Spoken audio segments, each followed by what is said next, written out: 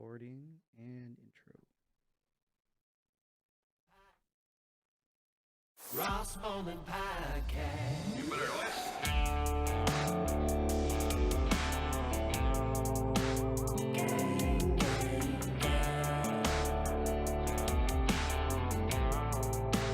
Brought to you by Bolen Media.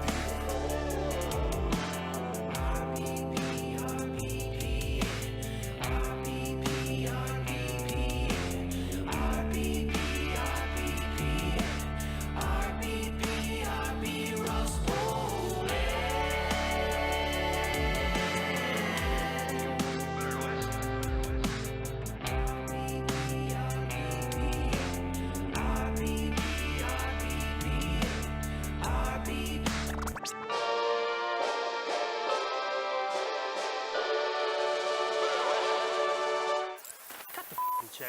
Welcome back for episode 250 of the Ross Bolen Podcast, otherwise known as RBP 250, presented by Bolen Media. I am your host, Ross Bolen, and today I'm here with producer Mike Moody, who will be pulling light co-hosting duty as well. Mike, my friend, how are you today? I'm good, man. Getting ready for that.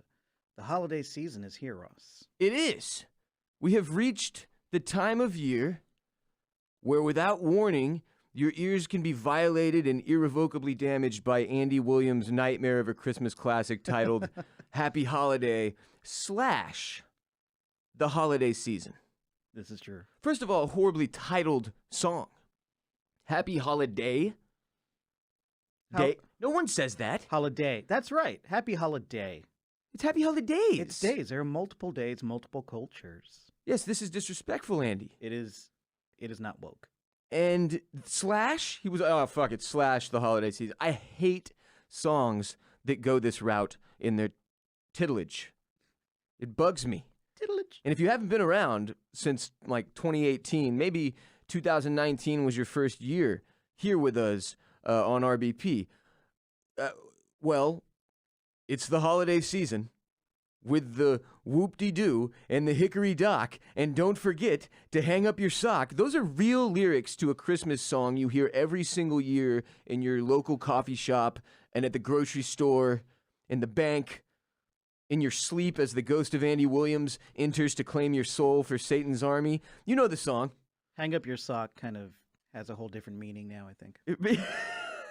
And I wish we could just play a goddamn snippet of it, like, once your song is officially a stain on Christmas culture, it should become public domain for all of us to roast together. But the song is called Happy Holiday / The Holiday Season by Andy Williams. And we ripped into it last year at some point. Yesterday, I finally heard it for the first time this season while I was gassing up my 2005 Lexus. It's a collector, you poors. And it nearly fucking killed me, Mike. Like, I felt the devil coming in. Did your heart stop? Like stepping into the room. The temperature dropped 15 degrees when the first few notes of the song hit, and I could feel the presence of evil. Because it's that bad. It's so bad. And if I hear it once, it's stuck in my head for like a minimum of 48 hours. Can I say a thing? Yes. I'm familiar with this song, but maybe I'm just such a shut-in that I don't hear it as much as you do. But you're kind of a shut-in too. So I don't know if I hear it every year. Dude. Maybe I don't go to all the white places you go to. Dude, I think it's overtly white places that are way too into Andy Williams. I eat a lot of Mexican food. See, I feel like fast food joints, public libraries. No, that's not. They don't play music in public libraries. You got to be quiet. I would hope not. Yeah. But public places are where I hear this song, and it's just unfucking bearable. In all seriousness, like, this is something I'm going to call out and complain about every year until America wakes up. Wake up, America! And again, I think it was episode 109 where Micah and I thoroughly roasted the shit tits off this thing. And by the way, Mike, I mentioned this off mic to you, Mike. Mm-hmm. But I got a tweet from somebody today, and I noticed the first 4 episodes of this show, like episode 1 and 2 and 3 and 4, are no longer available on Apple Podcasts or Spotify for some reason. That has to be a SoundCloud thing, because Right? that's your host, right? Yeah. Yeah. So I have no idea how long this has been the case. For those of you, if you're new here, or if you at any point were like, damn, I can't listen to 1 through 4, what the fuck happened there? I didn't know that. Nobody had said anything to me. I have no idea how long this has been the case. But I'm just now hearing about it. So I'll try to figure out what the shit happened there. Episodes 1 through 4 are on SoundCloud, though. So if you go to our SoundCloud page and scroll all the way down to the bottom, you can listen to those 4 episodes. They're there. They happened. I didn't just start on 5 one day and just say, that's it. We're not going to do a 1 through 4. Yeah. I don't know what the fuck happened there. But yeah, weird shit. It's probably like, speaking as a producer, there's probably some setting Yeah. in the SoundCloud, settings, I guess. Right. That, you probably have it restricted to a certain number to go off in the feed, which goes everywhere to iTunes and Right. Spotify. So and anywhere all it's that. distributing it from SoundCloud. Exactly. Yeah. Yeah. No, I need to go fuck with it. But yeah, so we did top 10 Christmas movies ever on the first episode of RBP. So the first episode was around Christmas time. Yeah. Oh, nice. Which I didn't really realize or know, or like I've sort of suppressed that period of my life to down to like as little memory as possible. You know what I'm saying? Which Ross was that? Would you say? Just like survival mode, Ross. Just Yeah. trying to fucking survive a horrific corporate situation. I've met that Ross. Well, not the corporate, but The survival Ross. survival Ross. Yeah. Oh well, yeah. You're looking at him. He's been around. You're looking at him. I'm back in survival mode, baby. I'm Pickle Rick. Anyway, we did top 10 Christmas movies ever, and that's like another reason I was like, shit. I need to get those episodes back up where they need to be because it's Christmas time. People want to hear the top 10 Christmas movies ever. And one of the craziest things was that Micah copped, like former co-host Micah, in that episode, the first episode we ever did, he cops to having never seen Christmas Vacation, bro. It's crazy. Which is mind-blowing. My wife hates that movie. Dude, that's when I knew that company was finished, though. Ah. When you hadn't seen Christmas Vacation. Yeah, you can't. Your wife hates Christmas Vacation? Yeah, I don't know why. I want to watch it every year, and she's like, "You watch that? Damn. By yourself." That's tough, man. Yeah, dude. That's tough. Some people are weird about Christmas movies, though. I know a lot of people who don't like A Christmas Story. I can watch it in pieces. I can't watch the whole thing. It gets really tedious. It's almost like I don't even watch it. It's just on, and I'm doing stuff. But it's like Christmas tradition, it's on for 24 straight hours or whatever. And in my family, my dad won't turn it off. He won't let us change the channel. Has to stay on. Like Christmas Day, that's what's on the TV. What little I know about your dad, that's on brand. Yeah, it fits. Yeah. Very specific brand. He taught me everything I know about branding, and he didn't even know he was teaching me that, which is weird. Moving on. RBP 250 is brought to you by Leesa, makers of the most comfortable mattresses in the entire universe. Your mattress is the most important purchase you will ever make for your place, whether you're grinding in a studio apartment or you're in a 4-bedroom house with 2 kids running around or something. Having a fantastic bed for your body and mind to rest every night is paramount. And Leesa knows how important rest is to a better life. Leesa is the foundation of a healthier, happier you. And to Leesa, a bed is more than just a place to sleep. It's a place for relaxation and rest. All of Leesa's products have been thoughtfully designed to go beyond creating a comfortable bed to transform your bedroom into a sanctuary you actually want to spend time in. Their most advanced luxury hybrid mattress, made with premium foams and springs for enhanced pressure relief with edge-to-edge support, is the bed I've been sleeping on for a few years now. Most comfortable mattress I have ever laid eyes or body on. I suggest it, recommend it, and beg every single person that I meet to buy it because it is that freaking good. Of course, using the code RBP when you go to Leesa.com/RBP. But Leesa donates 1 mattress for every 10 they sell through organizations that work in causes like foster care prevention, to date having donated more than 33,000 mattresses through more than 1,000 nonprofits. Leesa mattresses are made in the USA. In-home delivery and setup is available. Financing is also available. Do not miss out, RBP gang. If you went all of 2019 on an old crappy bed, it's time to step up your sleep game. Live healthier, live happier, rest deeper. Order today. Get 15% off any mattress for a limited time at Leesa.com/RBP. Use the promo code RBP. That's LEESA.com/RBP. Promo code RBP. Keep in mind, you also get a 100-night risk-free trial plus free shipping and returns. No risk. If you're new to our show, the Ross Bolen Podcast, almost every episode is broken down into segments, which you can find with time cues below in the description. Now, some episodes may have a special guest or a special topic and be an exception to that rule and be less segmented, but typically the idea is we segment the show and timestamp all the different topics so that you can consume at your own pace based on your work or school or whatever schedule rules your life.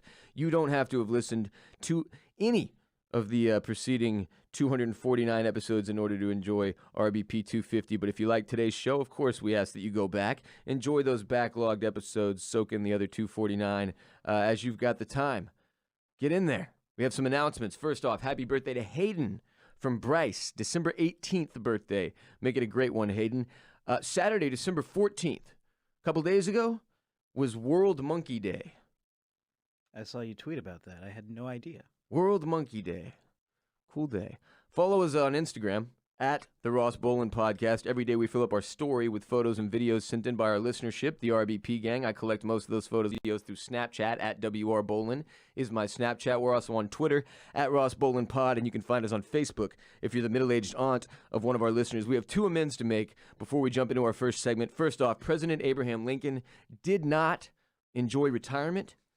I misspoke. Also, the population of China is actually 1,427,647,786 as of 2018 data provided by Wikipedia. First segment, famous people we want to fight. So it occurred to me during the intro that I quickly needed to insert this for today's show. We do a segment called Famous People We Want to Fight, and it's been too long. And there are no real rules other than that the person can be dead or alive, has to have been very famous. It can't be like a Z-list podcaster. And you have to have, you got to give a reasoning and a setting. Right, Mike? Those are the rules. Okay. That's it. Yeah. I'm fighting the ghost of Andy Williams. You can fight ghosts now. Obviously. Yeah. And before I beat his dead ass, listen to these Andy Williams stats. All right? I feel like I've disrespected this guy and his number one hit of all time quite a bit. Listen to these stats. He recorded 43 albums in his career. Fuck. 15 of which were gold certified, 3 platinum certified. He was nominated for 6 Grammy Awards. He hosted The Andy Williams Show, a television variety show from 1962 to 1971. Numerous TV specials. The Andy Williams Show actually won 3 Emmy Awards. He sold more than 100 million records worldwide, including more than 10 million certified units in the United States alone. He was active in the music industry for 74 years. Good Lord. Until he died in 2012. This guy's career was insane. He just happened to make the worst fucking Christmas song of all time somewhere along the way. Howard, can I ask a question? Yeah. How are we not inundated with the daughters and granddaughters of Andy Williams as Instagram stars and shit? You know, all these That's a good question. All these old celebrities that passed on or getting up in age have all these Instagram kids and shit. Dude. I've heard nothing of this guy's family. And you know Andy Williams spread the seed. I know. I mean, listen to that song. That guy's voice by itself was getting people pregnant. Terrible as the lyrics may be. He just had an incredible voice. But yeah, so I'd fight the young, not ghost. You know, never mind. I'm not going to fight a ghost. I've got no chance there. I'm not a Ghostbuster. So I'll fight the young, spry version of Andy Williams. Well, I mean, you got a problem with both. If it's a ghost, then you have to figure out how to conjure his spirit. Yes. And that's, how do you do that? I'm not sure. Maybe you know. Problematic. And then if you want to fight the young one, you have to find a way to time travel. So which is easier? That's a good question. What's easier to do, the sci-fi thing, time traveling, or the mystical thing, which is conjure up a spirit? I'm going to say the mystical thing because I have a good feeling that if I stood in front of a mirror and looked directly into it and I said 3 times, "It's the holiday season," that the ghost of Andy Williams would appear. Yeah. Let's try it next episode. What's the thing you say into the mirror to get Biggie Smalls to show up? Is it just Biggie Smalls? I don't know. All I know Smalls. is La Llorona. What's that one? That's a That's the ghost of a Mexican lady who killed her children and killed herself, and then she regrets it. So she comes back at night and steals children Oh, in order fuck. to replace her dead children. And you can conjure her by saying her name in the mirror a few times. Oh, dude. I see, might be conflating her with Bloody Mary. You got to stay away from mirrors. Yeah. Everybody. That's the point here. You say anything into a mirror, the odds you're conjuring something are like 1 in 3. Anything you say, you could be conjuring Andy Williams, crazy Mexican folklore. Who knows what's coming out of that thing? Biggie? Beetlejuice, Beetlejuice, Beetlejuice. Beetlejuice? Fucking, what's the guy who played Michael Keaton? Michael Keaton. Michael Keaton. Yeah. You know what movie I had never seen, Mike? Huh. Night Moves. Have you seen Night Night Moves. Moves? So, okay. Yeah. That's a great movie from the It's 80s, right? yeah. So it's starring Michael Keaton, and then my dude, the Fonz. That's a crazy movie. What's the Fonz's name? Arthur Fonzarelli. Come on, bro. What the fuck is wrong? Is it Night Moves? No, not Night Moves. It's the one where God they're damn it. like pimps. Okay, Michael. Yeah. Yeah. Michael Night something, right? Keaton Night Shift. Morgue movie. This Yeah. is gonna do it. Wikipedia. I'm a Wikipedia pro. Night Shift. Thank you. Yeah, Night Shift. Night Shift. Henry Winkler. Okay, we're there. We're doing it. Arthur Fonzarelli. We're back. We're back on pace. I had never seen this movie. It's from a very, very long time. I think it's a Ron 1982. Howard movie. It is a Yeah. Ron Howard movie. Yeah. And it is very good. It's crazy. It's Henry Winkler as like this beaten down guy who works in a morgue. And Michael Keaton comes along and is his new coworker. And Michael Keaton's crazy as hell. He's basically playing like a fucking his personality is like a guy on coke, Mhm. okay? They don't say that, but that's what he's like. Right. And he comes in and like basically convinces Henry Winkler to turn the morgue into a whorehouse. They pimp out, they use it, they become pimps. Yeah, it's great. That's the premise. So like 5 minutes into the movie, I was like, wait a minute, how have I never seen Night Shift? And then I was like, I know I've heard of Night Shift. And then when I started to realize what the premise of the movie was, I was like, yo, this is incredible. Henry Winkler and Michael Keaton becoming pimps in a morgue. A lot of weird pimp movies in the 80s. Yeah. That one, Risky Business with Th- Tom Cruise. seriously. Where he turns his house into a brothel. And then Dr. Detroit. Have you seen that one? No, That but one's great. You need to watch that one. okay. Dan Aykroyd plays a pimp superhero who's part robot, and Fran Drescher is his main bitch. What the fuck? Yeah, His dude. bottom bitch? Yeah. Love that. Absolutely love that. But yeah, so it turns out Andy Williams incredibly successful. But I'd fight him in his prime. I'd fight him on the set of the Emmy-winning Andy Williams show, live audience. Okay, so we'd say like, okay, he has to interview me first. And then as I become more and more infuriated with how charming he is, combined with the fact that he cursed us all with that Christmas ruining crooner crap, then I would attack, okay? And he was a little dude. He was 5'7", so I had mad inches on this dude. He's not touching me. My arms are too long. I'm Gumby. You know what I'm saying? I'm just wearing this overly handsome son of a bitch down with jabs until he gives me a window, and then it's a haymaker and good night, Mr. Williams. And then I tie this fool up and make him publicly apologize for ever recording that hypnotic hymn, and preferably make him sing us some normal Christmas songs to get that bullshit out of our heads. Would you make him scream, "Respect, Mr. Park"? Respect, Mr. Park! Yes. Next segment, Mike, give us the stuff to Wikipedia when you're high theme music. Grab your light. This is stuff to Wikipedia when you're high. Stuff to Wikipedia when you're high. Oh, that's good stuff. Stuff to Wikipedia when you're high for today is the Dupont de Ligonnès murders and disappearance. Now, obviously, I can't pronounce that French-ass word, so I'm going to spell it for you one time and one time only, and then from henceforth, I'll just say Dupont de L. Okay? It's Ligonnne with a thing on top of it, S. Ligonnès. Lyon. I can't do it. Legon. And I'm not going to just butcher the beautiful French language.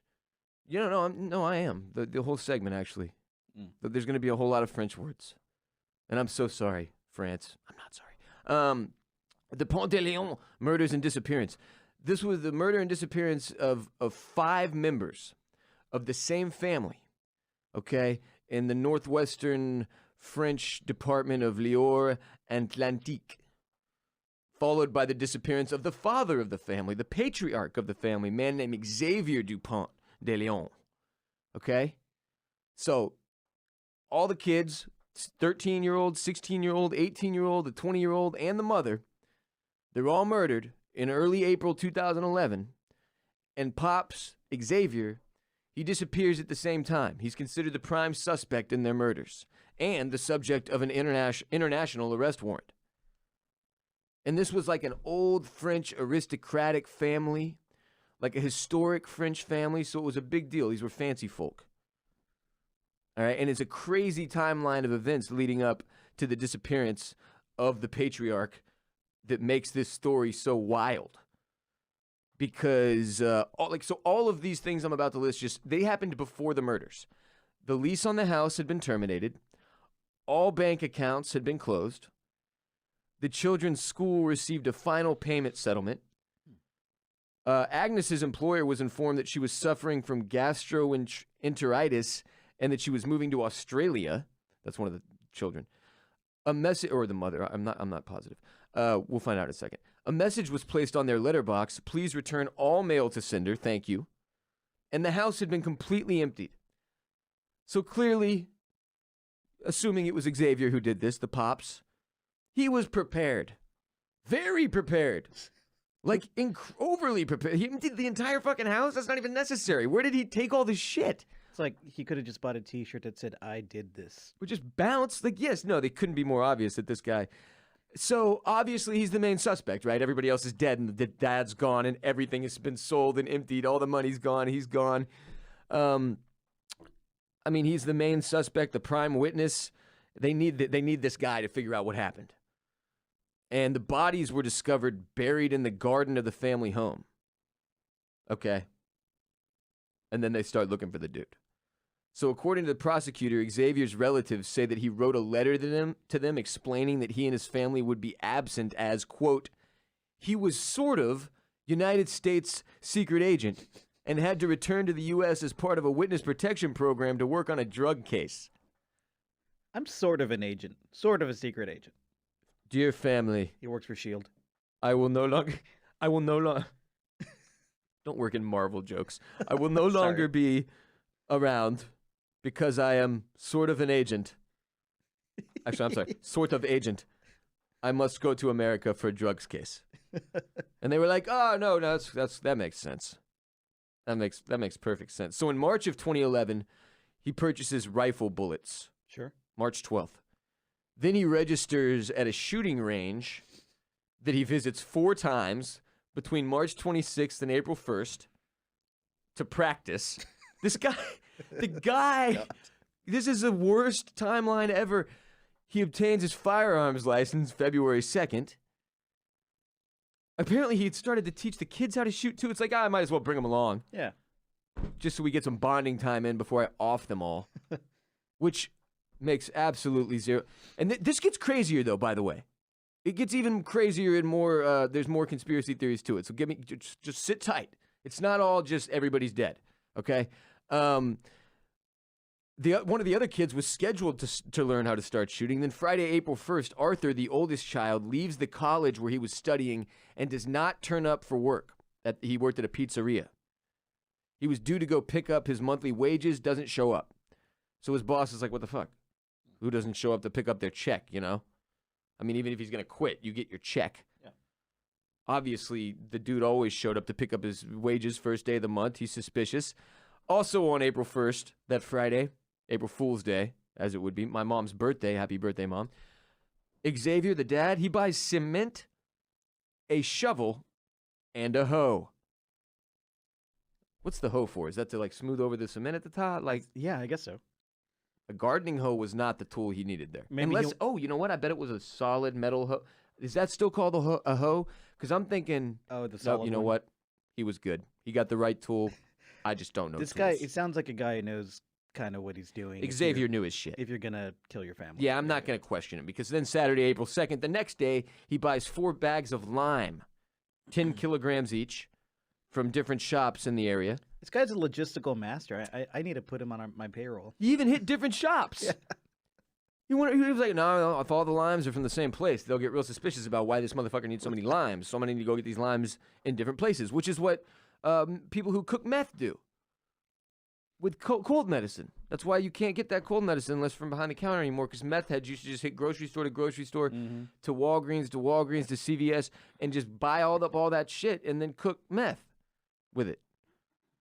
So April 4th, Monday, 2 of the kids don't show up to school due to illness. Their friends become concerned, though, when they can't even reach them via, like, text message or phone. This is, cell phones and shit exist. It's 2011, fam. This isn't, like, when I'm reading about the case, I keep thinking, like, oh, it must be the 50s. No, this is 2011. Like, he did all this in present day with the modern technology that we all would have to work around if we were trying to kill our entire family. So... those dudes, they don't show up. Everybody's like, what the fuck? They're not answering their phones either. Then the dad dines alone with his son Thomas. So like all this is unfolding already. People are like, wait a minute, where are the kids? He goes and has dinner with one of the sons at a high-end restaurant near Angiers. And the 2 waiters remember the son Thomas feeling unwell near the end of the movie, and that they barely spoke to each other during the meal. The father and son, Xavier and Thomas. So investigators believe that Xavier murdered his wife and 3 children on the night of April 4th, I believe. Then murdered his son. April 3rd. Then he murdered Thomas on April 4th. They think he poisoned him at this dinner, perhaps. And so the next night, April 5th, neighbors say this was the first of 2 consecutive nights they could hear the family dogs howling. And then they never heard them again. Dogs went down. Thursday, April 7th. Several witnesses claim to have seen Agnes alive. Also, Xavier is seen making several trips from the house to his car, loading the car with large bags. What? This the worst neighborhood ever. How many days of suspicious activity had to go down before they were like, we're going to call the police? He's loading bodies into his car and shit, bringing in like bags of limes to get rid of the smell and the fucking cleaning. And this is just so clear that this dude is like doing bad shit. People are like, that's their business. Yeah. It's fine. The French are really private about that type of thing. Yeah, exactly. It's not our problem. Yeah. Let the Ligonnès deal with their own problems. I have baguettes to eat. Yes, I have croissants to devour. I can't be dealing with other families' drama. We have our own family drama. I feel that. It's how we all feel sometimes. This is ridiculous, though. And also on April 7th, somebody claims they spoke to Agnes, that they saw her walking her dog, but their chat got cut short because somebody had an important appointment. April 11th. The school receives a letter signed by Xavier stating that Anne and Benoit will be leaving the school and the family will be moving to Australia due to, quote, urgent professional changes. Then the Catholic school where Agnes works receives a resignation letter signed by Agnes stating the same reason for leaving, and the headmaster is unable to reach her by telephone. Then a typed unsigned letter dated April 11th, which may have been added afterwards, is sent to Xavier's immediate family. This was revealed by the press on May 5th. In the letter, Xavier explained that after having worked covertly for the American Drug Enforcement Association, the DEA, the entire family has to relocate to the United States as part of federal witness protection. The fuck? No one will be able to contact them for a few years, he says. He advises his relatives to circulate reports on social media that the family has in fact moved to Australia. And there's no proof that this letter was written by Xavier. To this day, the DNA results are unknown, but the family gets this weird-ass letter with this DEA explanation and telling them to feed into the Australia lie. So now the family's getting, what in the hell is this guy? So then April 14th, he's bouncing around to different ATMs, taking out money, different hotels. I mean, he's leaving a paper trail. He doesn't even give a fuck. He sleeps at a hotel, Formula 1 in the town, and he gets captured on film by a surveillance camera. This is the last known sighting of Xavier, April 14th. So the next day, he checks out of the hotel, and he abandons his car there. April 21st, a week later, a wanted notice is finally issued for the whole family. A fucking Week later? What has been happening, France? During the day, investigators discovered the remains of Agnes and the 4 children under the patio in the back garden of the house. So this is when they find the bodies. And the family's 2 Labrador dogs were also killed and buried. This guy was a fuck.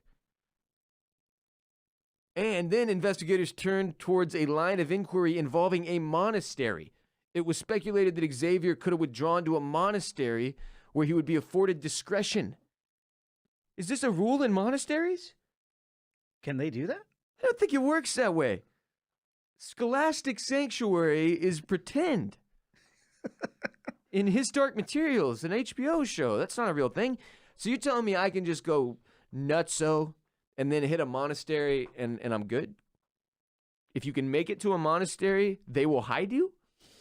Seems problematic for the monastery rep, just harboring a bunch of criminals. I think they just kind of do that for like religious persecution. This does not fall under that. No shit. I wouldn't think.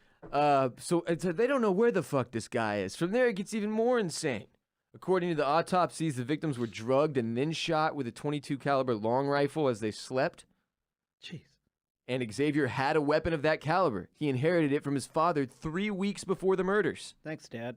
Again, pretty cut and dry, right? It seems, right? Mm-hmm. The prosecutor stated that he would allow the victims to be buried in the next few days, which is a very fast procedure. They're suddenly they're burying them all of a sudden. The relatives were advised not to view the bodies, which led Xavier's relatives to believe that the bodies recovered were not those of Agnes and the children. So now you've got conspiracy theories springing up that this is all fucking fake, that it's other bodies, that it's a setup. I mean, it's total chaos. And the international arrest warrant goes out for Xavier Dupont de Ligonnès to obtain witness testimony from him with regard to the murders. And this shit's still going.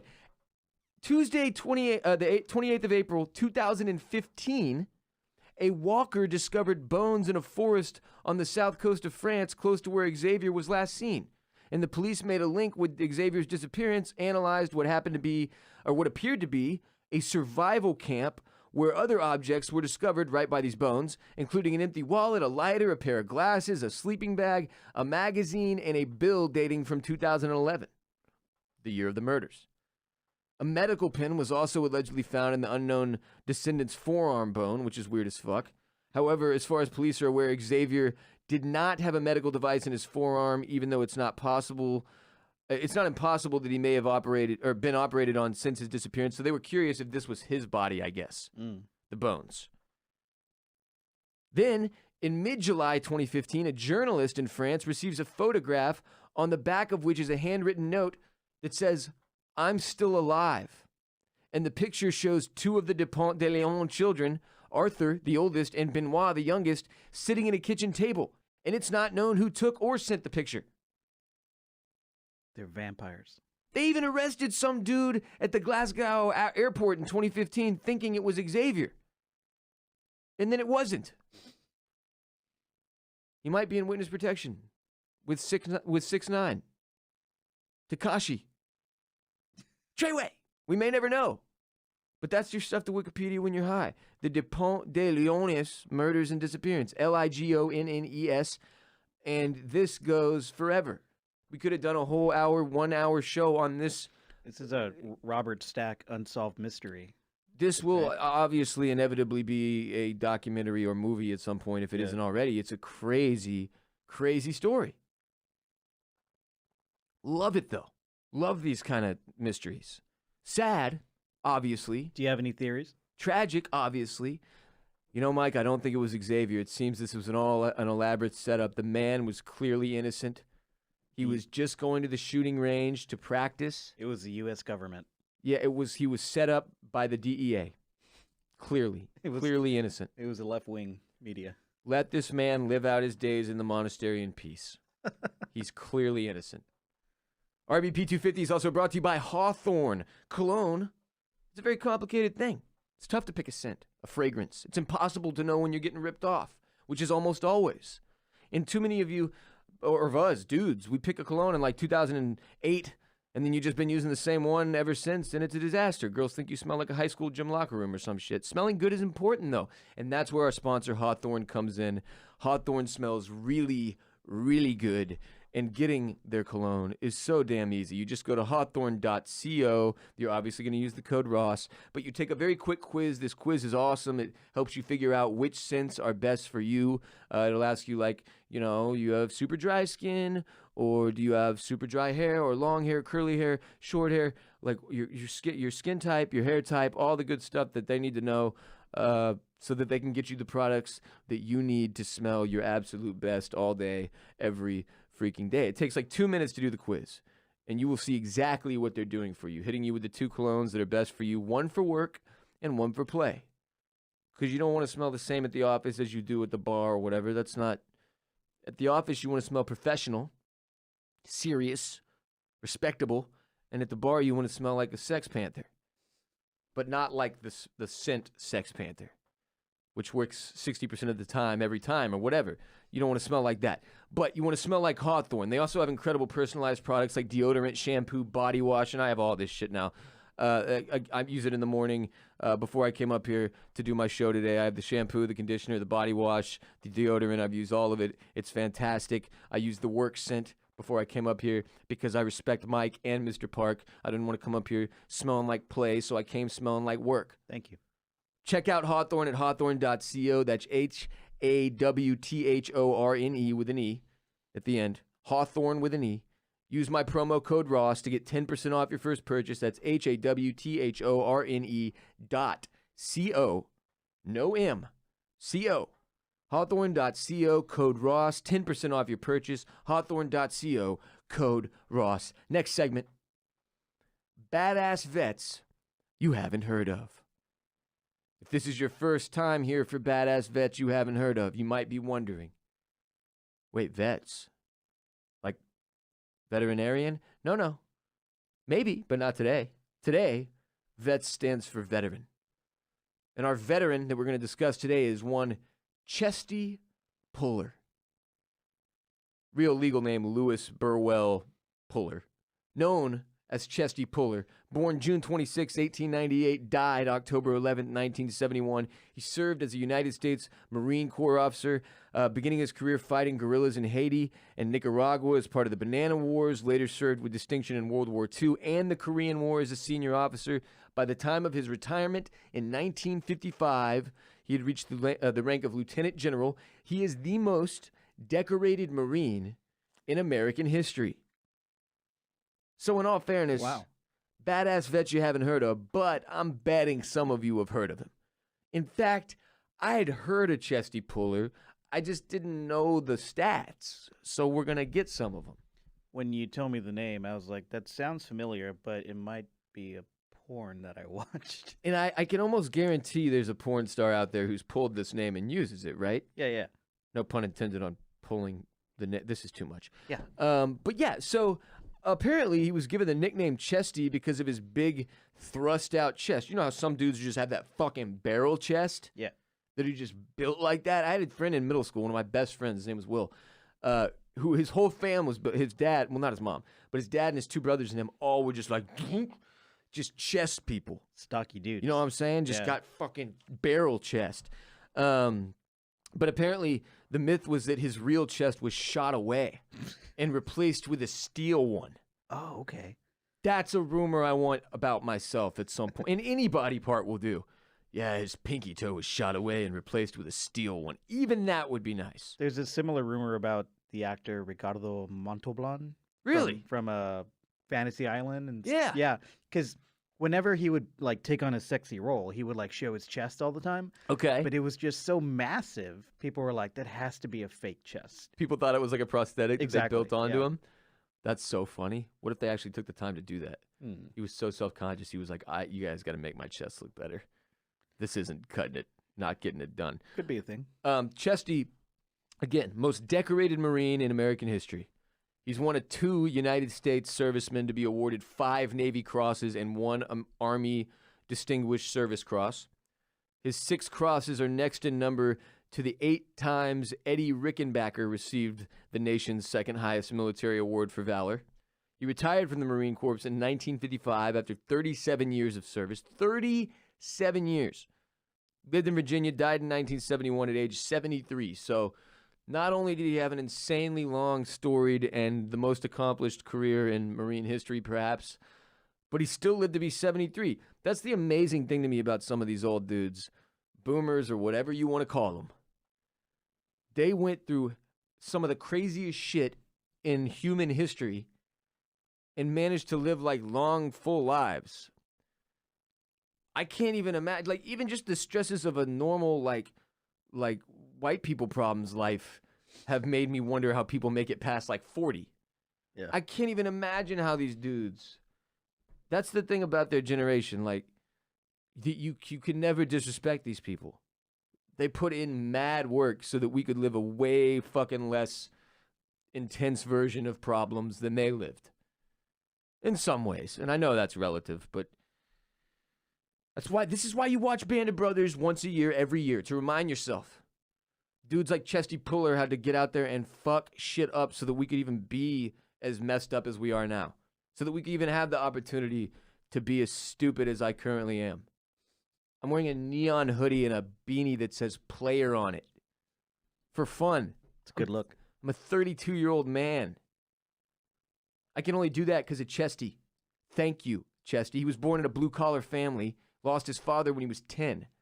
Man shit. In his youth, he loved to listen to old Civil War stories and idolized Thomas Jonathan Stonewall Jackson. First enlisted in the Marines during the height of the World War I, the first one. This guy went through all of them. He's been in all the World Wars. Literally. But he never saw combat in the first one, okay? Then he went on to attend OCS, Officer Candidate School, and first saw action as a lieutenant in Haiti, later was sent to Nicaragua. That's where he got his first 2 Navy crosses. In the mid-1930s, he spent considerable time in China, then returned to the U.S. to serve as an instructor. During World War II, he was one of the most prominent figures in the Pacific Ocean Theater. So this is not Europe. Chesty crushed the Pacific.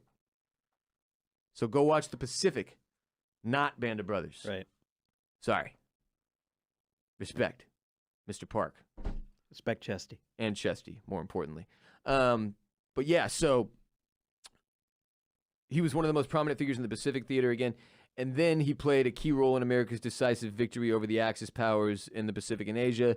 During the Korean War, he served with similar distinction, was promoted to the rank of Major General, continued to be a part of the Marines after the Korean War ended, and eventually retired in 1955 after he unfortunately had a stroke. But crazy storied military career, most decorated Marine in American history, your badass vet you haven't heard of, Louis Burrell Chesty Puller.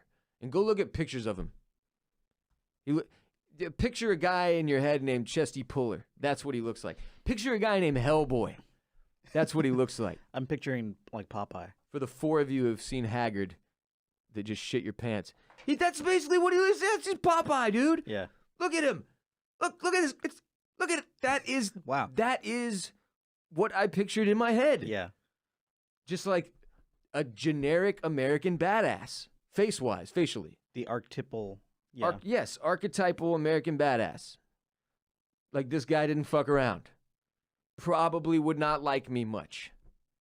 But that's okay. The American badass does not look like Kid Rock. It looks like Chesty Puller. Exactly. Chesty in the chest was there. It was prominent. I cannot confirm or deny whether or not it was steel or metal, but it was prominent. That much is clear. Respect. Chesty Puller. RBP 250 is also brought to you by Brooklinen. Making your home beautiful is the ultimate form of self-care. You spend a third of your life in your sheets. Don't you want them to be insanely comfortable? Of course you do. This holiday season, it's time to gift the ones you love or yourself with something a little cozier like bedding, loungewear, towels, and more from Brooklinen, delivering comfort all season long. Brooklinen is home of the internet's favorite sheets. They have over 50,000 5-star reviews and counting, 500,000 happy sleepers and counting. Founded in early 2014 by husband and wife Vicky and Rich Fulop, who wanted to find beautiful home essentials that didn't cost an arm and a leg. Their mission was simple: to make you comfortable with luxury sheets, towels, bedding, and more without the luxury markup. That's the most important thing. That's their whole business model. Most bedding, for example, is marked up as much as 300%, which is just insane and frankly selfish. That's nuts. Brooklinen was the first DTC bedding company, meaning they work directly with manufacturers and then directly with customers. No middlemen, just a great product and service. And they've moved beyond the bedroom to offer essentials for your bathroom, like towels and shower curtains and bath mats. They even launched ultra soft loungewear that makes you feel like you never left bed. My Brooklinen sheets that I use are insanely comfortable. They're incredible. Best sheets I've ever had. And there's just nothing else to say about it. I mean, the towels have turned my bathroom into a spa. Couldn't recommend them more for friends, family, for treating yourself to the upgrade you deserve this holiday season. I take my sleeping situation and my bathroom situation, for that matter, very, very fucking seriously. Like, I would not have sheets that weren't the most comfortable sheets and the best sheets in the whole world. I just wouldn't. And you know this, man. Brooklinen is the best. And to sweeten the pot even more, if you like softness, comfort, essentials to help you relax, Brooklinen has it all. For graduates, newlyweds, friends, or family, treating yourself to the bedroom upgrade you deserve, get 10% off. 10% off and free shipping anytime when you shop at brooklinen.com and you use the promo code RBP. Brooklinen is so confident in their product that all their sheets, comforters, and towels come with a lifetime warranty. To get 10% off and free shipping, go to brooklinen.com. That's BROOKLINEN.com. Promo code RBP. Brooklinen, everything you need to live your most comfortable life. Next segment, The Irishman. So for those of you who are unaware, Bolen Media, my company, also presents another podcast called Oysters, Clams, and Cockles, formerly the #1 Game of Thrones podcast in the world, now bringing you the best in TV and film weekly in an easily digestible podcast packed with laughs by myself and Mr. Barrett Dudley, one of my best friends of like 17 years now. OCC, as we call it, is available wherever RBP is available. Subscribe, rate, and review. We've been covering Watchmen all season long. The finale was on Sunday, so we're going to be discussing that on this week's episode. We talk about all kinds of shows and movies, though, obviously, like The Mandalorian on Disney+. We're going to be up through episode 5 this week. I think 5? 5, Mike? 5, I think? 6. 6? Yeah. Anyway, last week, we discussed The Irishman for a bit. Martin Scorsese's newest, starring Robert De Niro and Joe Pesci and Al Pacino and any number of other people that are in it. All right? Which, just for the record, to preface this, I'm going to share with y'all our entire conversation from OCC last week, where Barrett and I discuss, relive, and review The Irishman on Netflix, right? For those of you who have watched it. If you haven't watched it yet, just skip this segment. You got nothing. There's nothing for you here, sir or ma'am. Move on. No, if you haven't watched it, come back after you've watched it. Great movie. And I will say this, before you hear my takes from last week, and you have to listen to the whole thing. You can't just go in with because I come in hot. Yeah. All right, I come in hot. Real hot. I do. I call it perhaps the most overhyped thing of the year. Yeah. But you gotta get the full take. Don't just freak out, okay? Because we start in very different places, Barrett and I, and then we move throughout the conversation. And I'll say this, even since last week, I have a deeper appreciation for it, having thought about it more, and I rewatched a bit of it as well. And just, I stand by everything I said, which is the reason I'm sharing this segment. My takes haven't changed. It's just that I have a deeper appreciation for it than I did when we had this particular conversation, partially as a result of the conversation. And that's the idea with OCC. That's what we do. We discuss, Barrett and I, in as humorous and silly a manner as possible, some of the most serious and important things on TV and in film today. But we do it in a way that really does, I believe, decipher for our audience and ourselves what really is truly great right now and what's just decent and what sucks. I think we do a great job of it, and we have a ton of fun with it. Oysters, Clams, and Cockles, again, is the title. That's for those of you who never watched Game of Thrones, it was a line in Game of Thrones, okay? We didn't just... Oysters, Clams, and Cockles was a thing from Game of Thrones. It's an inside joke. It just translated to be the title of our show, and we've run with it ever since, and we love it. We call our listeners the Clam Fam, right? So we got the RBP gang over here. We got the Clam Fam over there. And as I've said before, respect the Clam Fam, because without the Clam Fam, there would be no RBP. OCC was before RBP. And it gave us the opportunity to do this show because OCC got so big and we had so much success there and so much fun with it. And no, anyway, I'm excited for y'all to hear this conversation. I hope you enjoyed The Irishman. I hope you enjoy Barrett and I's conversation about The Irishman. Subscribe to OCC wherever you listen to RBP. OCC is available. We're going to be discussing The Mandalorian episode 6 this week. We're going to be discussing His Dark Materials 4 and 5. I think actually it's maybe 4 and 5 of The Mandalorian we're discussing. I'm not sure. We're discussing The Mandalorian. We're discussing His Dark Materials. We're discussing Watchmen's season finale as well. And producer Mike here and the guys at Permanent Record do another show that's called Who Pods the Watchmen, and they are very big experts on Watchmen and Watchmen lore. And Mike brings a whole nother layer of knowledge to Barrett and I's conversation, which is very much enjoyable for me, especially to help me understand what the fuck is going on that crazy show. Can't wait to talk about the finale. Dude, I cannot wait either. It should be a really fun episode. Oysters, clams, and cockles. Here is our conversation about The Irishman.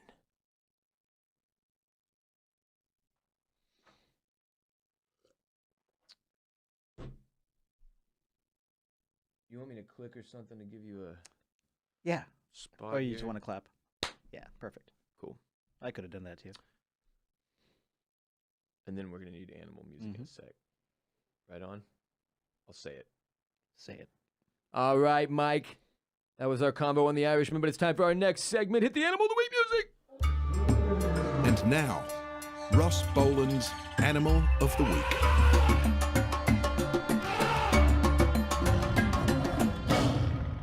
Oh, yeah. The Animal of the Week this week? The Mantis shrimp. Ooh. Mantis shrimp. Shouts to Jordan Zinger. Zanger? I don't know. That's a badass last name. Zenger. I think it's like Egon Spengler. That's tight as hell. Yeah. Zenger. Fucking dude. Cool name. Anyway, he suggested the Mantis shrimp. Not only did he suggest it, he sent me a hilarious email with some facts to read y'all, so I'm going to read them in a second. But, God, I love that Animal of the Week music, man. Shouts to Sam O'Hare, as always. He sent me these hilarious facts on the Animal of the Week, the Mantis shrimp. If you're new here, the way this works, pull it up. Look it up. You type in Mantis shrimp on Google, you press images, and then it will show you pics. Excuse me. What you'll notice very quickly about the Mantis shrimp, this ain't no ordinary shrimp, blood. This is a very colorful, crazy-ass looking shrimp out of like some Alice in Wonderland bullshit. What is this? This is the craziest damn shrimp you've ever seen. I'm a big, Mike, I'm a big shrimp guy. I love this. I've been eating shrimp by the bucket since I was 8. Yeah. I crushed Joe's Crab Shack for a lot of years back in the day in Houston. I've eaten every goddamn kind of shrimp there is. I'm like the Bubba Gump of the real fucking world, baby. I love shrimp. Shrimp gumbo, shrimp scampi, fried shrimp, shrimp oysters, shrimp apricot. I don't even know. I'm just making shit up. But I have never seen a shrimp like this. Ever. I used to fish for lake shrimp with my dad at my grandma's house growing up. You ever done that where you cast out the net to get shrimp to catch shrimp? No. No? No. So you get this wide ass net and you throw it out and it expands and it drops into the water and you catch shrimp in that bitch and then you put the shrimp on the hook to fish for fish. And all of it's just cancer fucking polluted like hell. Right. Everything in the water is just fucked. But none of it is this. I've never pulled out a shrimp that looked like this thing. This is like a... okay, so I'm going to read you Jordan's facts here that he sent for us, okay? Because these are all the facts you need about the mantis shrimp. This man did my job for me. Sometimes this happens. It's great. I get an email. I'm like, well, fuck, there's 20 minutes of the show I don't have to do. Here's his facts. Humans have 3 cones in our eyes that allow us to see all the colors of the rainbow, right? Okay? Right. For all the optometrists out there, shouts to y'all. Shouts to Felix Gray, glasses.com/RBP. Mantis shrimps, they have 16 fucking cones, which means they can see colors that our brains can't even fathom.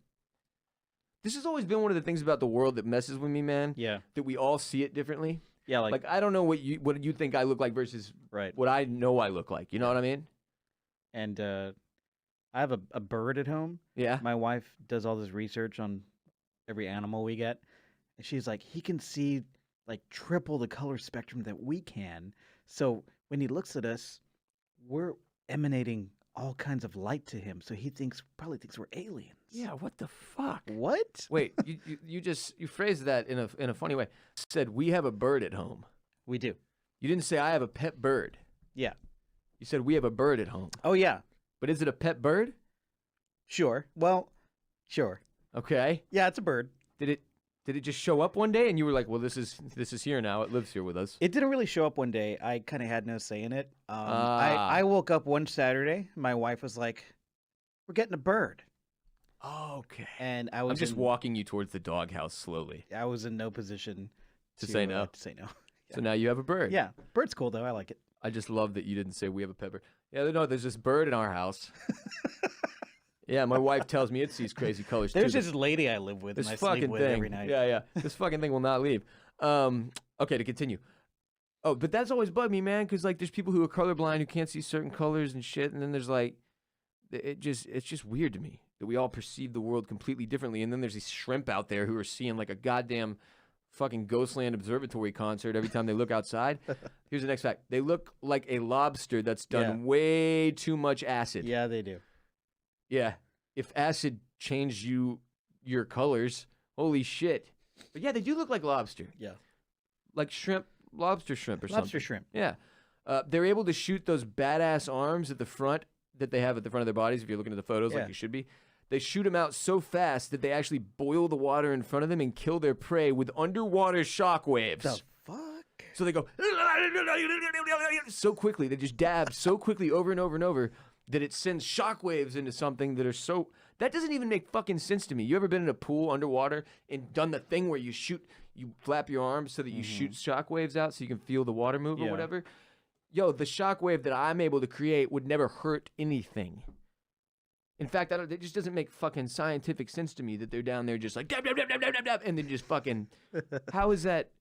That's crazy, bro. Underwater. Water. Is this a Pokemon? That's a Pokemon attack. This is a strange Pokemon. The armor is so strong that the armor of the mantis shrimp, the army, like the military, uses it for research purposes. They like, bring in another mantis shrimp. Tell us everything about your armor. How? If we get 700 of these, we can make one chest plate for Chesty. We have the money to use this research and create mantis shrimp armor for our men. We're going to have hybrid. Y'all don't know this. It's one of the things that I know. The government has been creating hybrid human mantis shrimp for years. Super soldiers. Y'all saw Ninja Turtles, right? It's like that except mantis shrimp. Damn, that'd be tight. I believe it. Trademark, copyright on that cartoon idea. You might wonder why you never see a mantis shrimp in an aquarium, right? It seems like everybody would be buying up these super colorful rainbow acid shrimp, right? Jordan says, no, it's because they will kill literally everything else in the tanks with them and can break the tank glass with their fucking dab shockwaves. They escape? What? This is bullshit, right? This can't be real. Jordan, you full of shit? No, I looked it up. I verified these facts with the interwebs. This is just a bizarre creature, man. That's why you don't hear much about it, because nobody buys them, because they're like, well, fuck, it's beautiful, but we can't put it in our... What do you do there? You have to make like a Magneto-style containment within your aquarium. Right. You stick this fucker in. It's like, that's your aquarium within the aquarium. He can't get out. You know what I'm saying? He can't use his powers to like break or bend anything. Right. I would not trust him. That's crazy. Anyway, incredible stuff from Jordan on the mantis shrimp. The whole gang's out here researching tight animals. Next segment, reviewing new rap albums. Oh, and can I say first, I'm not going to review DaBaby's latest album today, which the fucking name is slipping my mind. The fact that his name is DaBaby is still something I'm getting used to. Was it Kirk? Maybe? Whatever the newest one, whatever Kirk. the one with Bop on it is. Yeah, it's Kirk. Okay, I'm not going to review it, but I am into this now. I'm less old than I thought I was. I didn't think I was here, but I'm there. This motherfucker was born in 91, but I'm in. DaBaby is a stupid fucking name, but I'm in. I don't know why. The music video for Bop got me. I was like, yep, this is my vibe for the rest of the goddamn year and potentially into 2020. But the albums we are going to review, anyway, the point is listen to DaBaby. That's good stuff too. The albums we're going to review today are two that I'm much more familiar with. First off is Stormzy. The album is titled Heavy as the Head. Okay, Stormzy, for those of you who are unfamiliar, if you've never heard him, well, it's because he's a British rapper. He's a British rapper, singer, and songwriter. He's almost like sort of like the British Drake in a way, like because he does some singing, you know, and he does some like more like he'll do a romantic song or whatever. It's not like straight gangster rap nonstop. There's very much a mix of like the crooning and stuff. So I don't know if that's a fair comparison or one that he would potentially like knife me for. You know, I guess they don't shoot people in Britain; they knife them. Which is actually not a good joke to make because I think he's a knife crime activist. In fact, I know he is because I just did a bunch of research on him. So, yeah, I'm going to take that knife joke and just pretend I never made it. But, yeah, he's sort of like the British Drake to me. His real name's Michael Ebenezer Kwajo Omari Owuo Jr. That's as good as I can do. That's pretty good. I'm looking at it, but yeah. That's all I got. That's as good. Good as I can do. 26-year-old, all right, known as Stormzy. He kind of came to in like it's been a minute, like four or 5 years. 2014, he garnered attention on the UK underground music scene through his Wicked Skangman series of freestyles over classic grime beats. So he's a grime guy, which is a genre of rap that basically is. Look, to me, it's just British. I don't know what the fuck else it's supposed to mean. Grime. There's nothing grimy about this new album, I'll tell you that. It's pretty mainstream. And I mean that with all due respect. It's good as fuck. I'm going to give you a rating in a minute, but I'm just saying it didn't feel grimy to me. It felt like just mainstream hip-hop. The song that really went viral for him was called Shut Up. He's super, super British. Like when you're listening to his music, it's a very, very British black dude. You feel like you're in fucking Peaky Blinders or something. It's incredible. That's like part of the vibe. The reason I love the vibe so much is like, I might become British at some point. That's how much I like this shit. It's awesome. I fucking love it. But Shut Up was the song that initially went viral, peaked at number 8 on the UK singles chart.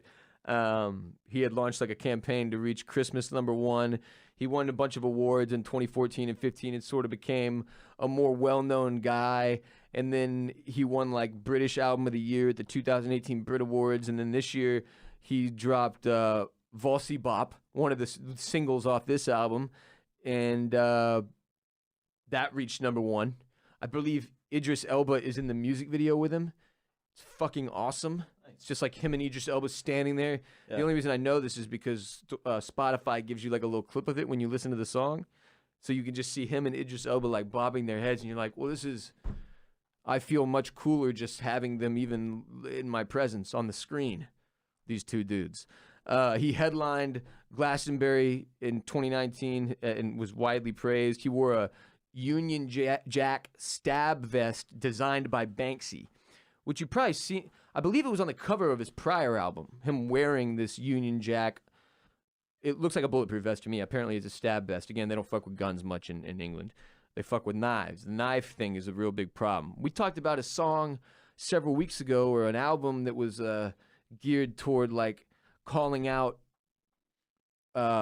British people for using knives too much instead of fighting like men or whatever the fuck. It's like a real problem there. Anyway, he wore that vest, and then on the new album, he's got the vest off, and he's like looking at it. And the album Heavy as the Head came out December 13th, okay, just a few days ago. The single you may have heard was called Crown. It's definitely one of my favorite songs on the album. And again, it's a more like, it's not a party song. It's not club music. It's not, get fucked up music even. It's like, it's a little more serious and introspective. And it's, again, I don't know, it may not be fair that his accent and the British swag that they bring, the different vibe that they bring to rap is such an advantage in this case for him. Like if he sounded like a normal American rapper, I don't know how good this would be. But he's not. And it's fucking awesome as a result. That's what makes it tough. And then there are songs where he lyrically like really does go off. Like Rachel's Little Brother is a great song, man. Don't Forget to Breathe is a great song. All of the whole album is good. Is fuck.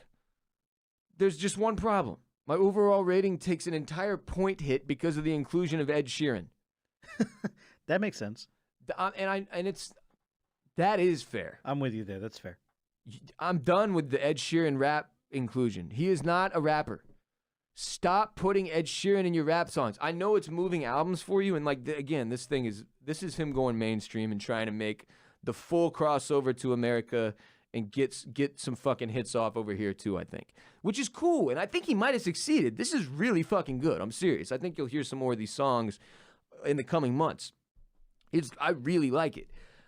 But he's also really British, and I don't know how open most Americans are to like British rap. I can't think of a British rap song that like, well, we had American Boy that wasn't a rap song, that was more R&B. Kanye was just on it, and his verse was ass. In fact, I hated that fucking song now that I'm thinking about it. But I can't remember a British rap song off the top. I like Roots Manuva. Have you heard of him? No. Yeah.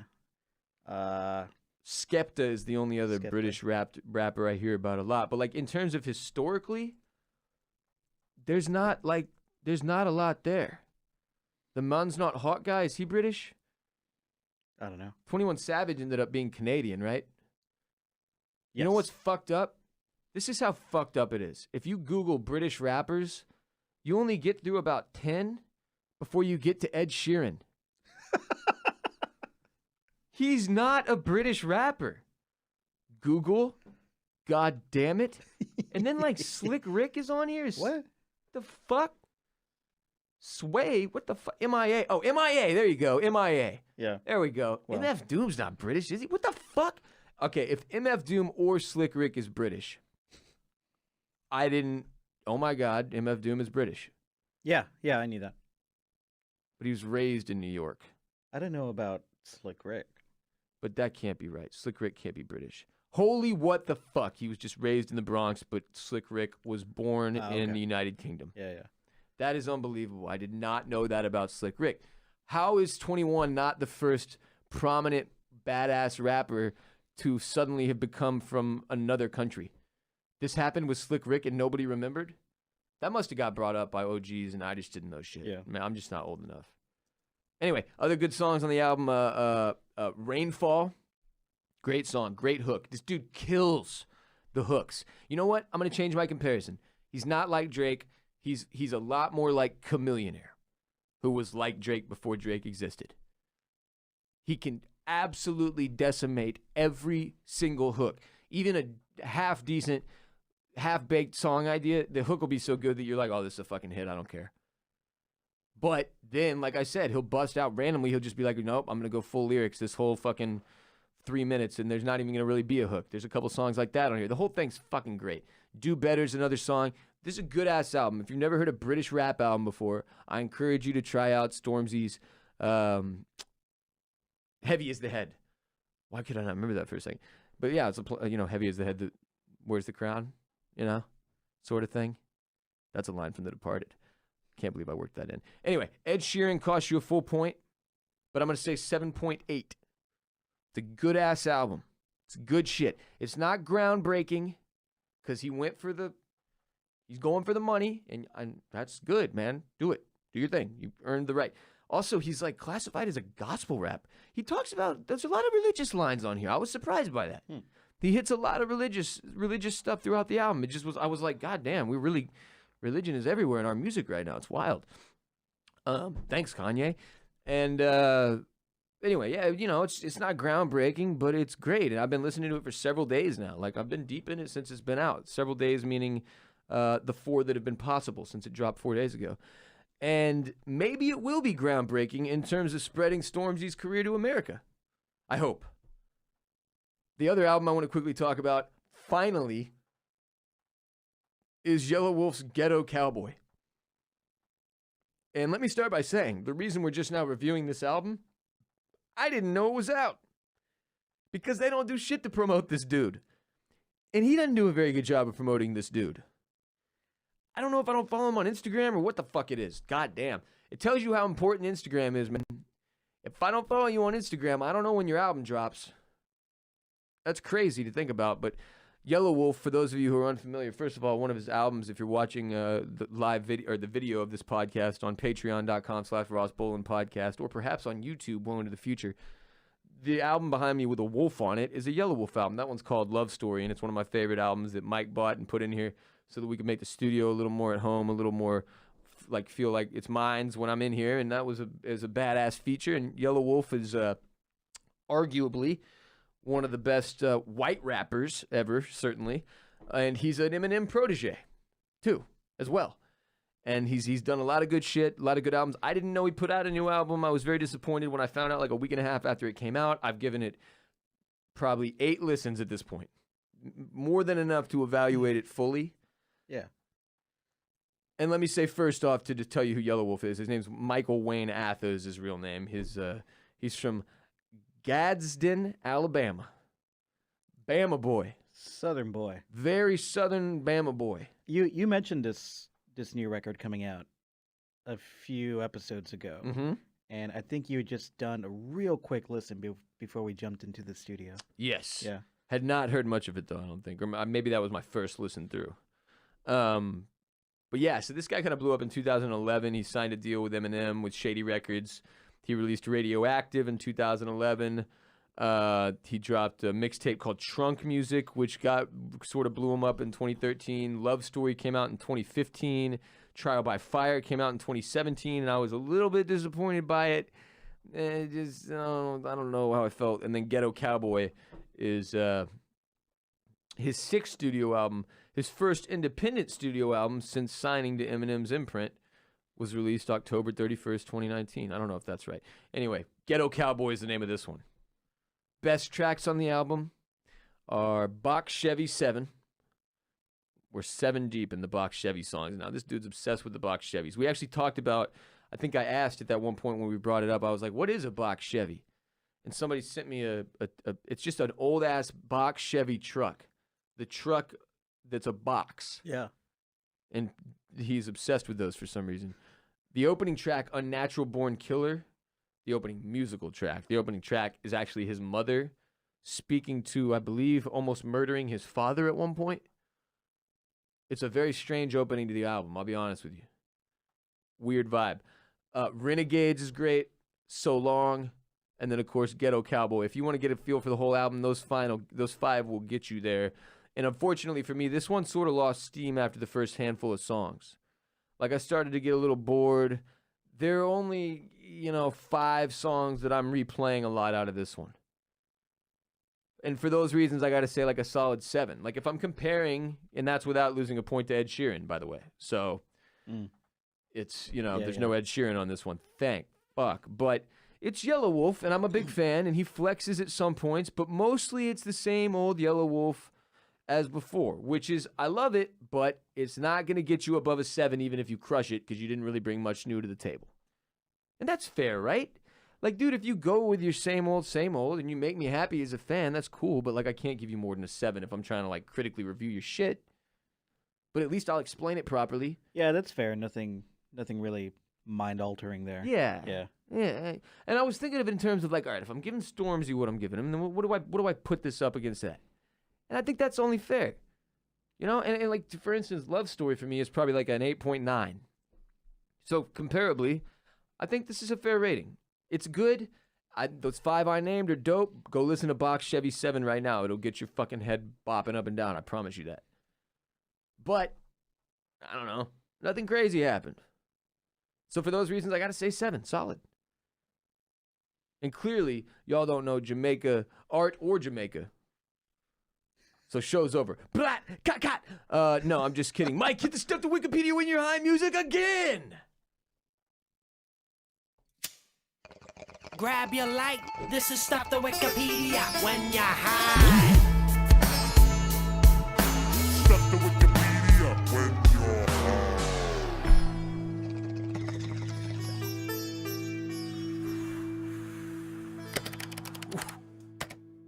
Oh, you motherfuckers. We never had 2 of these before. We never had 2 Stuff to Wikipedias when you're high in a single episode.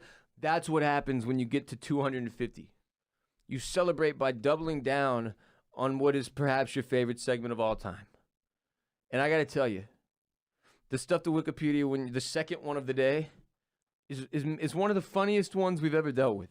So there's no child murder in this No, one? this is no... Well, Mike... Okay. Hold, please. All right. No child murder. Yeah.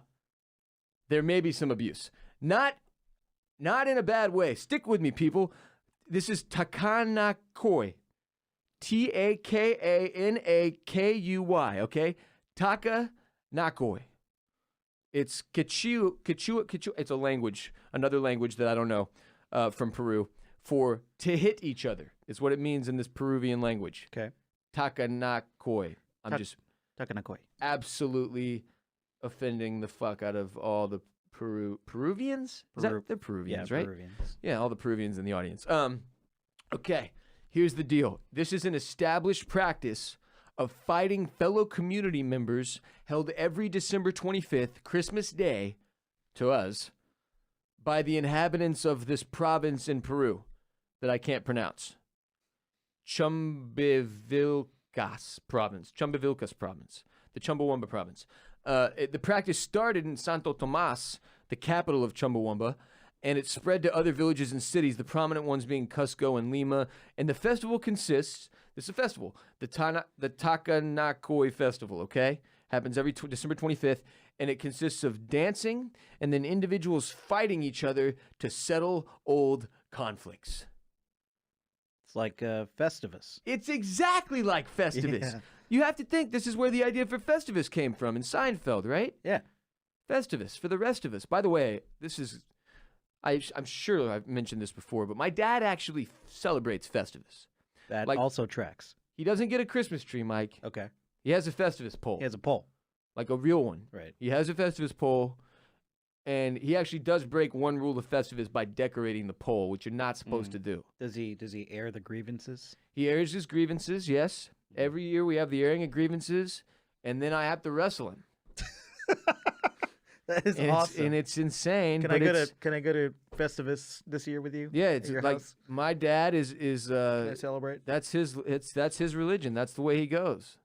Festivus. Me, normal Christianity. My mom, same. My dad, Festivus pole. And the settling of grievances, which is apparently Takanakuy. I had no idea the Peruvian people came up with this fucking thing and Larry David ripped it from them. This is legitimately what they do. Here's the thing. This is crazy. You're like, how fucking stupid. I bet like 3 people do it. No. Google it. Takanakuy and check out these pictures, fool. These are communities throwing the fuck down, Mike. People are letting it out. This is like a safe purge. Let's see this. It's like if a purge, the idea for purging, but you didn't have to murder. And you go into the next year with like a clean slate. This is like a fight club. Yeah, bro, it's legit. Like they're going at it. Like you'll see pictures of like 2 old, like two 55-year-old women like Yeah. throwing punches, Wow. like really going at it. Damn. And okay, so apparently there are 5 types of traditional characters portrayed during the ceremony that have different roles based on Andean cultural symbols, and the majority of the dress is based on traditional horse riding gear and brightly colored Peruvian ski masks, which are characteristic of the specific regional area. The ski masks are not all the same. They have different colors, different designs, and different textile patterns to make money. Ski masks. This is. There are a lot of things that I'm going to start adding to my traditions, and this is going to be one of them. Takanakuy is being practiced in my home. Henceforth, we're going to ski mask up in these brightly colored ski masks. I already got on a bright neon hoodie today and a fucking beanie that says player on it. Might as well go ski mask too. Just get full moron with it. And the procession to the fighting, it starts with a high-pitched falsetto, a method of voice production used by male singers, especially tenors, to sing notes higher than their normal range through the streets. So there's just tenors falsettoing through the streets, okay? Just mimicking Mariah Carey. Apparently, yeah. All I want for Christmas, just through the streets. and the procession is a family-oriented deal, preparation for the young children who will see the violent fights later on in the day. They need this falsetto situation to get them at peace. Children also dress up for the deal. They usually resemble their father's character. So, like, whichever one dad picks, you also pick. Mini-me. Yeah, you can see the 5 different characters and get into all the different bullshit about their different fashions for each one on Wikipedia, if you want to. The purpose of the fighting, again, is to settle conflicts with any individual or friend or family member, any territorial conflicts that have come up throughout the year. Perhaps you had a beef with your neighbor over his fence. You want to build a new fence. He doesn't want to build a new fence. He doesn't want to go halvesies. He's like, you can do it, but you're paying for it. Fuck that. You fight it out on Takanakuy. This is crazy because there was a point, for those of you who are huge NBA fans, you remember Meet Me in Temecula? I can't remember who it was. Matt Barnes and Jason Kidd, I think, were trying to challenge each other to a fight, maybe? No, I'm mixing that with somebody else. Anyway, there was a whole Meet Me at Temecula thing where it was like, if you were going to throw down with somebody, you'd tell them to meet you at Temecula, and that's where you'd go fist fight. Takanakuy can happen anywhere, baby. We don't have to go to Temecula. Shit's beautiful. The type of music played during the ceremony is known as Wailila or Wailaya. It originated in 1960 as part of the Takanakuy ideological resistance movement, which is really important to the rest of the segment. It's not. There are preliminary drinking days before this celebration, which makes sense. Mm-hmm. And on the day of the celebration, the people of the community get together, they have breakfast at the local church, and then they get shit-faced before the fighting starts. So you go to church, you get shit-hammered, and then you beat the fuck out of your neighbors. Peru's a pretty cool country. Right? And then after the fight, the fighters will drink more alcohol to numb the pain endured during the fight. Sure, yeah. So then you go get blasted with whoever's ass you beat and whoever's ass beat you. I can't get over this. This is so crazy to me that this is a tradition. And I got to take part of it. I'm going to go around and ring doorbells tonight and just ask my neighbors, like, are any of y'all down to Takanakuy this year? Any of y'all? Because I'm totally cool with hosting this bitch in my backyard. We'll go Takanakuy all night long, Christmas night. Just beat the shit out of each other. I'm not going to drink. I'm going to smoke, but y'all can drink. Count me out. I'll watch. My neighbors are all, I can handle them. Yeah. I'm in a good spot neighbors-wise. But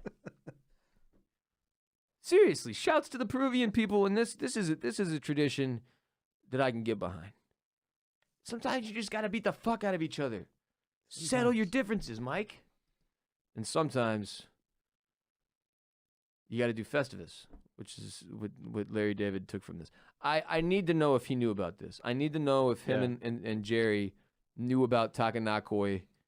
I hope I'm pronouncing that correctly. And if they took inspiration from it. It doesn't matter one way or the other. It's just unbelievable to me that this is legit, and it's costumes, and it's church-related, and you get boozed up, and then you literally just, like, challenge Karen to a fight because y'all got into an argument at a PTA meeting 6 months ago, and you need to bury that beef before you head into a new year. Can't be taking that poison with you into 2020, Karen. Unbelievable show. 250 has been a fun one, Mike. 250. 250. Before you head out to take on the world, though, it's time for some very important announcements. First and foremost, you have 2 legal obligations that you've been saddled with as a result of having listened to this entire podcast. I have to inform you of both of them. Your first is to rate and review. You're legally obligated to rate and review this show, and not just anywhere, on Apple Podcasts. You can listen on Spotify. You can listen on SoundCloud. But I need you to rate and review on Apple Podcasts. Give us 5 stars. Write 2 or 3 sentences about why you like the show, why you think other people would enjoy it. Bada boom, bada bing. You're done with your first one. Move on to number 2. You tell one person, a friend, a family member, a coworker, a neighbor, you got to share the show with one individual. Any one person that you're like, you know what, I bet they'd like RBP. Share the show. One person this week, one person next week, one person every week until the week that you die. I need y'all to help me grow the show going into 2020. Obviously, going to be a big make or break, hopefully make year for Bolen Media, and I'm going to aim as high as y'all's support will allow me to, so tell everybody you know about the show this holiday season. Tell them about OCC too if you're in on Oysters, Clams, and Cockles already. Friends, family, post on social media. Tell people it's funny, it's informative, sometimes it's silly.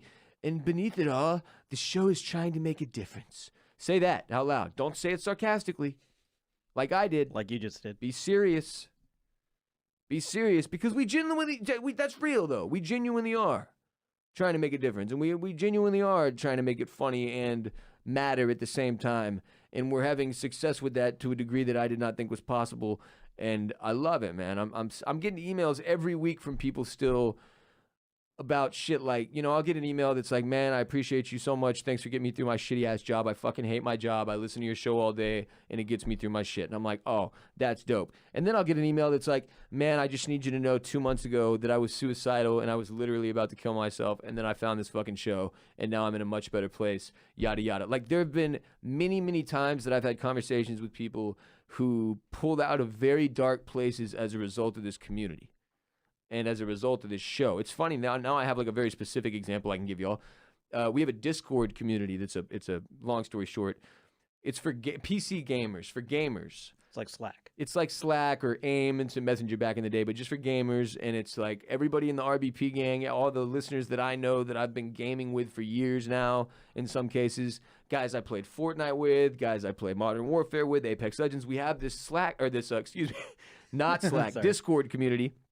That is the example, though, Mike. It's a great example. For those of you who have Slack professionally, or if you're a college student, you don't know about Slack yet, you will when you become a professional. It's like a inter-office communication tool, messaging system. It's fucking awesome, by the way. Shouts to Slack. Slack is dope as fuck. We use it for our interns. Yeah. Y'all use Slack? Yeah, we use it here. Nice. Anyway, Discord, there's a channel on our RBP gang Discord server that's just called Serious. And it's where people go in. We've got a couple hundred people in our Discord, probably. Not many. It's a real small gaming community. And, well, it's a good size. Fuck. I just mean small compared to, like, the listenership of the show. People go in and express, if they got something serious they want to discuss. And I went in there the other night. Man, there's 15 people in there talking about how to recover from heartbreak or, in some cases, depression or, like, drug abuse. It's real people helping each other. This is removed from me. I'm not even in this conversation. This has nothing to do with me. It's just people who have been brought together by this show literally doing what we want. That's the whole point. Entertain, yes, but inspire people to change and help each other, way the fuck more important. So I want y'all to laugh every goddamn day with me, and I hope you do. But more importantly, we really do want to instigate change here, like in our listeners' lives and in my life. Like I'm doing it with y'all. This is every day. It's about trying to be happier. Find a way to be happier, laugh more, and hopefully better understand the world around us. That's the show. It's not complicated. And it really, really does matter. And seeing those results has legitimately changed my life. So I need y'all to help me going into next year. Continue to spread the word. Word of mouth is the most incredibly effective way to grow a show. Nothing is as effective as hearing from somebody that you respect or love, hey, I love this podcast, you got to try it out. That's what's going to get me to try something. Not seeing an ad or a fucking, you know what? There's a lot of shows I've seen a really funny-ass video, somebody will tag me, and I'm like, haha, that's hilarious. But I never go listen to the podcast. That's partially a personal problem because I don't have time, but it's just the most effective way is to tell word of mouth. So just share the show, tell one person, tell as many people as you can, all Christmas long, all Hanukkah long, all Kwanzaa long, all whatever other fucking holiday you got coming up this month or next month or what the fuck ever. Share. And thank you so much for the support y'all have given me throughout the course of this year and especially the last few months as I launched off onto my own. Again, I've said it a million times, but y'all don't know how much it means to me. And to see this thing we call the RBP gang having the impact it is having on individuals' lives will be my proudest achievement. Like I can tell you right now. It's been unreal to watch. So my goal heading into 2020 is to make y'all even prouder and to continue to put the pedal to the metal and see how big we can take this thing and how much of a difference we can make and how many laughs we can get and how many cool guests we can pull. And the more y'all help, the more we can achieve. So thank you for your support and thank you in advance for fulfilling your legal obligations super hard in the next couple months. If you want more episodes of RBP, by the way, we do 2 a week right here on Apple Podcasts, Spotify, and SoundCloud. But if you want more, there's only one place you can get them, patreon.com/Ross Bolen Podcast. You get 2 additional episodes a month, advertisement free. You also get video episodes. For instance, this entire episode was filmed. You can see my dumbass outfit that is for mostly comedic purposes, just for the record. I'm not going to wear this beanie that says player and has like the no fear eyes above it in public. But I will wear it for you on patreon.com/Ross Bolen Podcast. The video will be up probably late this evening, maybe tomorrow. Wednesday, perhaps. Even more importantly, merch. Our first batch of t-shirts and hats and stickers should be here later this week. You know where you're going to be able to get them? One place only, patreon.com/Ross Bolen Podcast. Support the gang, grow the movement, patreon.com/Ross Bolen Podcast. Just $5 is the minimum pledge that will get you to become official dues-paying member of the RBP gang to get all that additional content on Patreon, and you can pledge any amount you want upwards from there. $5 is just the minimum. We had somebody do 10 the other day that I was extremely thankful for, just out of the goodness of their heart. They were like, yeah, I could do 5, but no, fuck that. I'll do 10, and that's awesome. I appreciate you. I can't remember your name off the top, but you know who you are because there was only one of you in the last week that I saw do that. It was you, dude. Yes. Thank you, bro. I appreciate you. Follow us on Instagram at the Ross Bolen Podcast. We're on Twitter at Ross Bolen Pod, and you can find us on on Facebook rather if you're the middle-aged aunt of one of our listeners. By the way, I'm now about 99% sure that we have gotten some type of flagging by Facebook as a result of the amount of shit we have talked. Which How do you know? I was going through comparable shows pages and looking at the numbers, and they're suppressing the dick piss out of some of our shit, but that's okay. Whatever. Honestly, again, that's why the word of mouth thing is so important, so that I can continue to tell Mark Zuckerberg to suck my balls, and it won't matter if y'all continue to do your thing and spread the word, because I won't need his dipshit platform to grow my show. So I appreciate y'all. And Mike, where can we follow you and hear more from Permanent Record and all the great shit y'all do here? Yeah, real quick. You can follow me at Mike Moody on Twitter and permanentrcrd.com. Yes. Follow me, Ross Bolen, on Twitter, Instagram, and Snapchat at WRBolen, WRBOLEN. I'm also on Twitch pretty much every day now, streaming Apex Legends, Modern Warfare.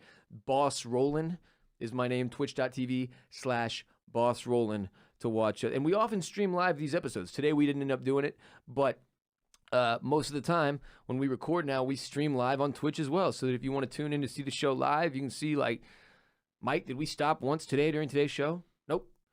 That's pretty much how we do every episode. Even when we're not live on Twitch, man, we just go. So it's really fun to watch on Twitch when you get a chance.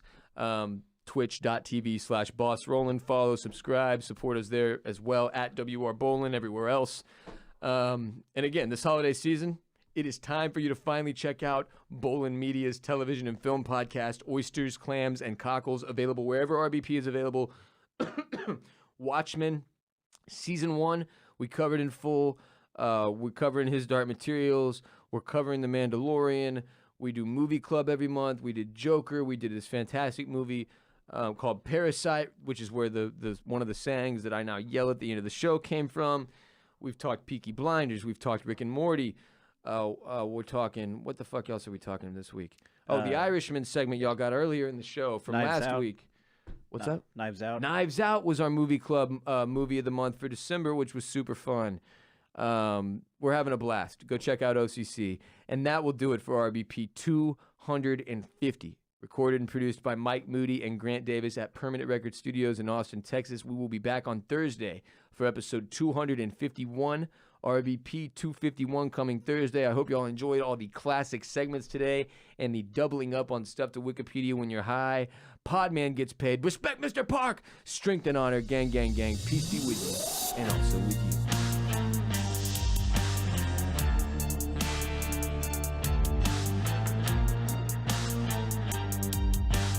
Peace be with you, and also with you.